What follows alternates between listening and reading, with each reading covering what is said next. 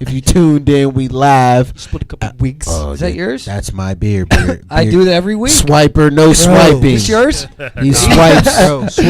He swipes every week. I take Nasty, everyone's bro. beer. That's Bro, nasty and that's to the me. thing about it is he'll swipe it and give it back. Yeah, that's nasty. So you don't even know, like, oh Like, wait, did he just swipe that's- me, bro? He eat There it ass. is. No, don't put that there, Like he'll drink your beer and then try to hand it to you after you watch him sip it. That's like Daniel. let that slide. Daniel. Only This for is what me. you do if you. Shout out to my air man smack it. You Spillz. don't put your lips Yeah, on my I'm a shit. scare smack it every time now. Yeah, you air smack it. I'm a air smack it every time now. Comfortably sip on your shit. You guys are so funny, man. My man Ruffbone, Ruffbone. JY Yo. Digital Media. It's the deal. I was supposed to say that. He got so mad. You messed You you can up. still call him Ruffbone. Ruffbone is in the building. Thank you, Motor. Yeah. Good luck. I'm sorry, I still stole your shine. My bad, G. Should never told him. Thank you for coming and sitting down with us, man. Can you please tell everybody what it is you do? Man, I do film first and foremost. A little bit of photography, but I'm just a content creator, man. I just I like create that. content, man. It could be corporate. It could be just as well as interviewing somebody. Yeah. It could be some community. It could be a kid's party. I just go do my thing with the camera and put out dope videos and put out dope content. So Now, what's been like some of your motivation for continuing to do what you do? man, the money. I make good money filming, bro. You know what I mean? I do it for the culture. I love the culture. I'm motivated by people being able to get their stories out there. You know what I mean? Whether it's, like I said, through interview, whether it's just documentary. I love documentaries. That's like, of anything, you know, films, you know, I would love to do a lot of movies and stuff like that. But documentaries is kind of my favorite avenue, everything. yeah. So Category kind of. I love doing documentaries more than anything. So I like getting with just regular people, real people, and letting people tell their story through film. Now, when you say documentary, do you actually direct, write script, and everything else? I do it all. Do it I all. do it all. I direct, I edit. Are you self-taught, or did you have somebody that Self-taught, show you? man. Originally, when I first started out in film, I used to always have cameras back in the day, but I never took it serious. I would just like film big ass cookouts I had in Bell Suver.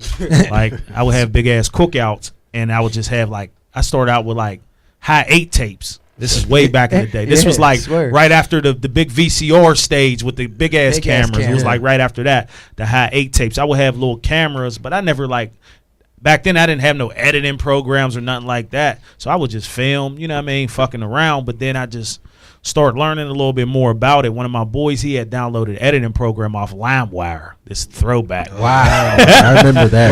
LimeWire. He downloaded like Sony Vegas like 1 or 2 or some shit. Wow. This was way back. That's crazy. He had like Sony Vegas 2, and he was like, yo, I got this editing program. And I'm like, how the fuck you edit? Like, what do you mean you got an editing program? He was like, I don't know how to do shit on it. And only thing my boy ever showed me, only thing like now, you know, I've linked up with people and I've learned different stuff. But back then, only thing I ever learned was my boy was like, all you hit is Control C, and that's how you cut the audio and video clip. And that's the only thing he knew. And from there, he gave me the program, and I just learned on my own. Like YouTube didn't have a lot of tutorials and all that shit back then. No, so it was just like trial and error. Like I'm putting video together, the words ain't lining up. It's like kung fu films a little bit, man. But I was doing it, you know what I mean? But I was still proud of myself. I'm like, fuck it, it's a learning curve, and I just was doing it. I just kept learning, you know what I mean? Because like I said, I didn't go to school for it, so it's like a lot of it, you just trial and error, man. You get better. This anything, bro. If you stick with it and you keep learning more,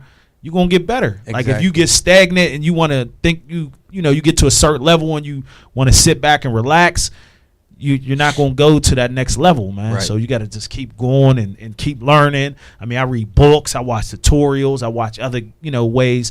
I like to watch a lot of behind the scenes, like, oh, that's how they did that. Uh-huh. Oh, That's what he's using. What type of lens is that? You know what I mean? Swear. I'm zooming in on lenses on on people's pages. Swear. So just that whole aspect is just a learning curve, man. I don't know everything about film. Now you seem like a very business oriented person. You came dressed business oriented.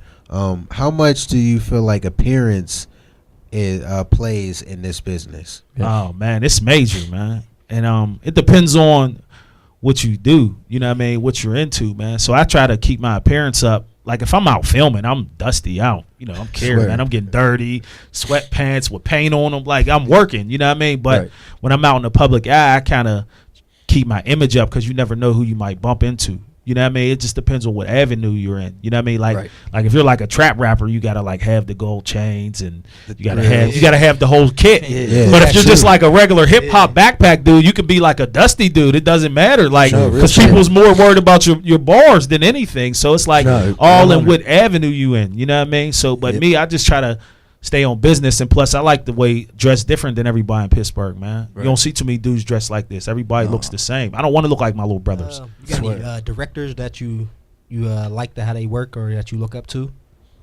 Like yeah. Who's one of your favorites, like director wise? Damn. Favorite director. Damn. I know. You know what? Who I'm gonna go with though? Cause he's from the Burgh. Antoine Fuqua, man. Oh shit. Yeah, that's a good one. Fuqua, bro. That's a good one.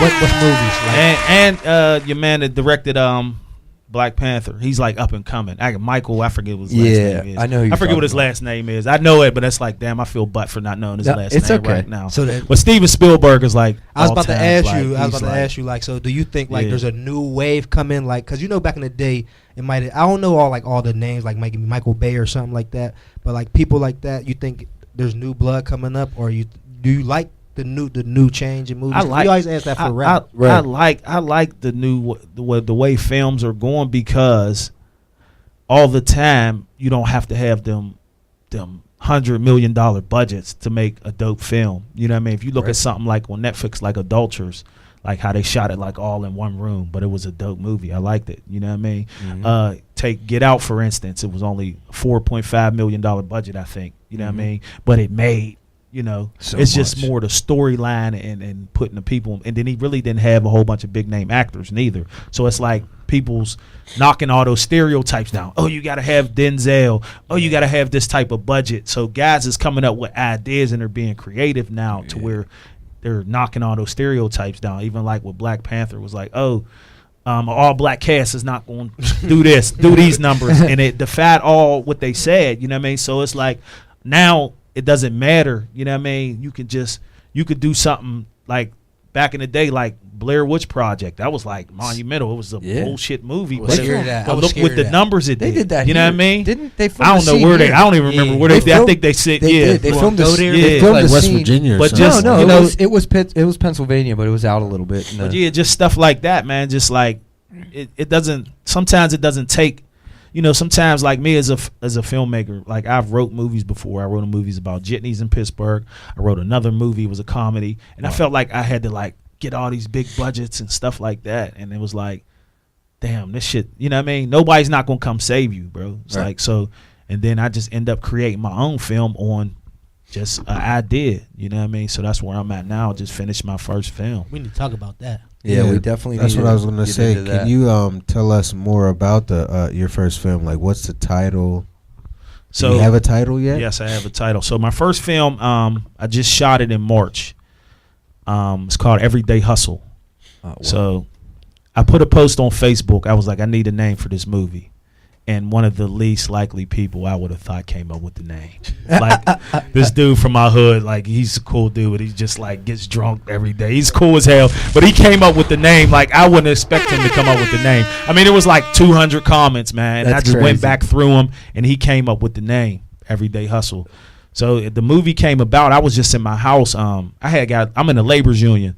So I had got laid off. I was working for like 8 months and then work slowed up. So they laid me and like 5 other guys off.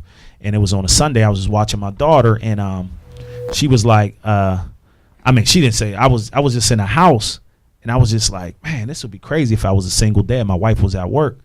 And I was like, I was just messing around with the camera, like just filming her. Like, I'm like, ironing my clothes, but I'm holding her, like stuff single moms really do. You know what I mean? On an everyday basis, I'm trying to cook, but I'm like holding her, and you know what I mean? Just trying to put my shirt on. She's crying, but I'm just like doing stuff that I felt like a single mom would go through. But I just was setting the camera up by myself. Like I would put a box here, I would put a box there, and put the box in focus, then come back and sit down. And I was just messing around.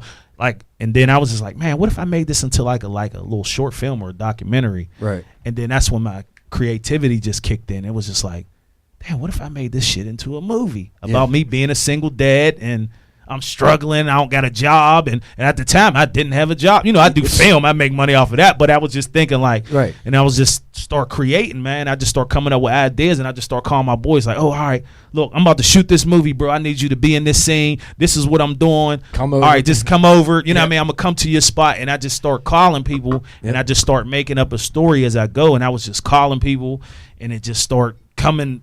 Rolling. The pieces just start rolling, man, and the wheels just start turning, and I just end up making a whole film, a feature film. It's an hour and 5 minutes, just off of just crazy simple idea. Enough. It's unscripted. I spent less than $100.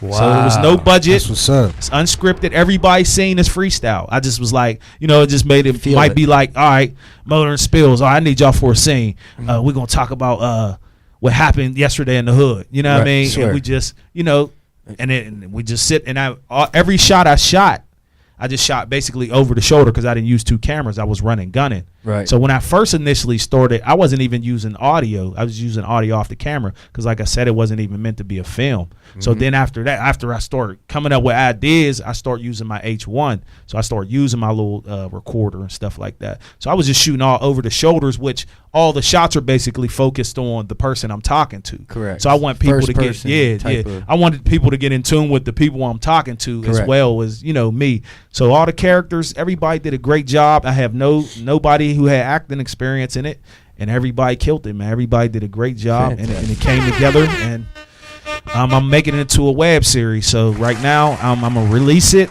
I don't know exactly when I'm gonna release it, but I got DJ Banger. He's going through a lot of the audio right now for me and cleaning it up and taking some stuff out and putting some, you know, new songs in and stuff like that. And so hopefully I'll release it before the summer's out, and then I'm turning it into a web series so I can incorporate a lot more people in Pittsburgh in it, man. Yeah, that'll be super cool. Dope. Super cool. This is Ruffbone, and you rocking with the Burgh Boys. Thank you.